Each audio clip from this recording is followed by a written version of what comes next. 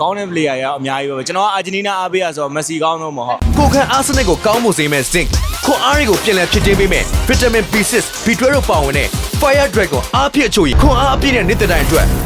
Fire Dragon ဘာဖလားဒီ2026ကဘာဖလားလက်ရှိပွဲစဉ်တွေအရဆိုရင်ဘယ် player အကောင်းဆုံးလို့ခံစားရလဲ ဟိုတော့အမ်ဘာပီတို့ဘာလို့လဲကောင်းတယ် အမ်ဘာပေကောင်းတယ် ပြီးတော့ကတ်စမဲတို့ဆိုလဲဟိုဂျပန်နဲ့ပွဲတော့တော်ကောင်းတယ် တော့ကောင်းတယ်အဲ့တော့အကောင်းဆုံးတစ်ယောက်ပဲရွေးမယ်ဆိုရင်ဘယ်သူ့ရွေးမလဲ အမ်ဘာပီပေါ့ အမ်ဘာပေโอเค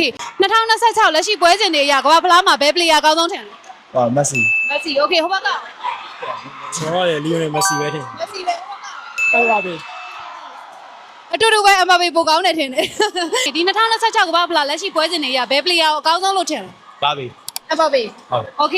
โอเคဒါဆိုဒီ2026ကဘာဖလားလက်ရှိပွဲစဉ်တွေအရဆိုရင်ဘယ် player အကောင်းဆုံးထင်လဲ အမ်ဘာပေ အမ်ဘာပေโอเคအဲ့ဆိုရင်လက်ရှိ2026ကမ္ဘာဖလားမှာပွဲပြီးခဲ့တဲ့ပွဲစဉ်တွေအရဆိုရင်ဘယ် player အကောင်းဆုံးလို့ကိုထင်လဲ ဟုတ်လားမနက်ပြောရင်တော့မက်ဆီပြောတော့ မက်ဆီအခု2026ကမ္ဘာဖလားပွဲစဉ်တွေကြည့်ပြီးရဲ့ပွဲစဉ်တွေအရဘယ် player အကောင်းဆုံးလို့ခံစားရလဲ လောဆယ်မှာအမ်ဘာပေပေါ့ အမ်ဘာပေโอเคကမ္ဘာဖလားပွဲကြီးကြည့်ပြလား ကြီးပြတယ်ဗျာ โอเคဒါဆိုရင်အခု2026ကမ္ဘာဖလားပြီးခဲ့တဲ့ပွဲစဉ်တွေအရဆိုရင်ဘယ် player အကောင်းဆုံးလို့ထင်လဲ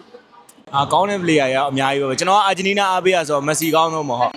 ကမ္ဘာဖလားအခု2026ကမ္ဘာဖလားပွဲစဉ်တွေကြည့်ပြီးရဲ့နောက်မှာဘယ်ကစားသမားအကောင်းဆုံးလို့ထင်လဲ ဒိုးလေးပေါ့ 2026ပွဲစဉ်တွေကြည့်ပြီးရဲ့နောက်မှာကမ္ဘာဖလားမှာဘယ် player အကောင်းဆုံးထင်လဲ ကျွန်တော်ကပြစ်သစ်ကရောဗာလေတောင်မကန်းသမားအိုလီစီရောကျွန်တော်ကြိုက် စီလို့ကြိုက်တယ်โอเค Oh my god ဖလားပွဲစဉ်တွေကြည့်ပြီးရဲ့နောက်မှာဘယ် player အကောင်းဆုံးလို့ခံစားရလဲ အမ်ဘာပေ အမ်ဘာပေ